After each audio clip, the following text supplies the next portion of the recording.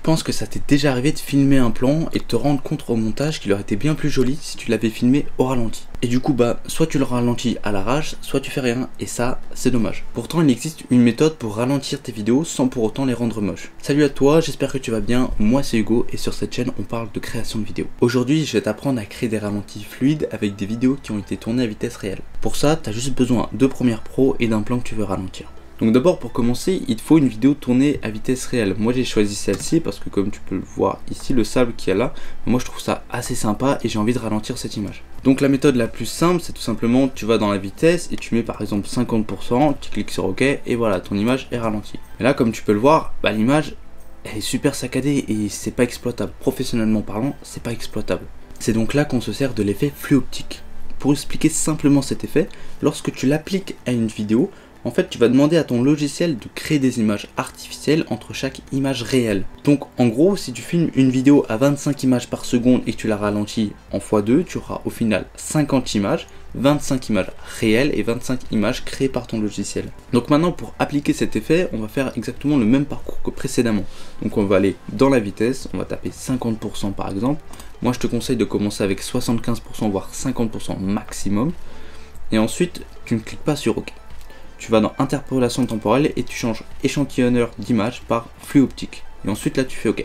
Donc là après avoir appliqué l'effet flux optique sur ta vidéo, tu peux voir que la barre de rendu de prévisualisation de ta vidéo, elle est devenue rouge. Si tu veux savoir ça correspond à quoi, je te conseille d'aller voir ma vidéo sur les rendus de prévisualisation. Je te la mets en haut dans la description et tu pourras la retrouver à la fin de la vidéo. Du coup maintenant qu'on en est là, tu vas me dire ouais mais la vidéo elle est toujours saccadée et en plus la barre elle est rouge donc t'as tout cassé quoi. Et non, parce qu'on n'en a pas fini. Donc pour finir cet effet, tu as juste à créer ce qu'on appelle des rendus de prévisualisation. Donc pour ça, soit tu vas dans séquence et rendu des effets de l'entrée à la sortie, soit tu cliques simplement sur la touche entrée. Et c'est là que ton logiciel va créer ces images artificielles. Donc maintenant qu'on a créé ces rendus de prévisualisation, tu peux voir que la barre de couleur est devenue verte, ça veut dire que les rendus ont été faits. Et si tu lis la vidéo, elle est ralentie, elle est fluide et elle est jolie. Attention quand même parce que là tu vas me dire ouais mais ça sert plus à rien de filmer au ralenti parce que maintenant le logiciel il peut littéralement créer des images et me faire de superbes ralentis tout seul. Et non, tu peux pas trop abuser de cet effet. Parce que la base de cet effet, c'est que ton logiciel s'appuie sur des images réelles pour créer des images artificielles, pour créer une sorte de transition entre deux images réelles. Ça marche quand tu lui demandes par exemple une image entre chaque image, mais si tu commences à lui demander 5 ou 6 images à chaque fois, là ton logiciel il va pas trop aimer quoi. Donc pour reprendre mon exemple de tout à l'heure, là on l'a fait à 50%, là on va essayer 25%, on met toujours flux optique, on clique sur OK, là on fait nos rendus. Là, on essaie de créer un ralenti x4, donc c'est déjà quand même énorme pour une vidéo à vitesse réelle. Et on va voir le résultat. Donc là, on a ralenti notre image en x4, et comme tu peux le voir ici avec le tapis, on a une sorte d'onde de choc bizarre. Là, pareil, sur la route, tu vas retrouver ce qu'on appelle des artefacts vidéo. Ces artefacts, ils apparaissent dans le flux optique lorsqu'il y a trop de mouvement dans ta vidéo. Et plus il y a de mouvement, moins ton logiciel va être capable de créer des bonnes images.